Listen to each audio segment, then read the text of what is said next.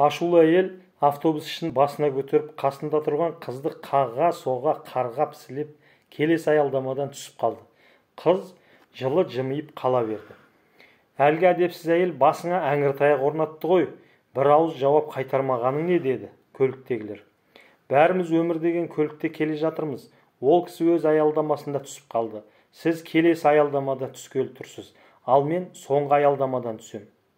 Біз бұдан былай бір-бірімізді көреміз бе, көрмейміз бе, бір Құдай біледі. Өмір жолы да автобус сапары секілді. Әркім өз аялдамасынан түсіп кете барады. Сапар өте қысқа, ұрысқаннан не ұтар едім, деген екен ақылды ару. Ертеме кешпе бәленше бақиға аттаныпты дегенді не сіз, не мен бұрын естиміз. Адам баласы өмірінде ештеңке жасай алмайтын екі күн болады екен. Бірі кешегі күн, екіншісі ертеңгі күн. Өткенді өзгерте алмаймыз, болашақты болжай алмаймыз.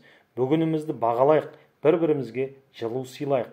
Туыс бауырлар, замандас құрбы құрдастар, күніміз сәтті, өміріміз жарқын болып, бір-бірімізбен автобуспен соңғы аялдамаға дейін шаршамай сыйластықпен жүре берейік.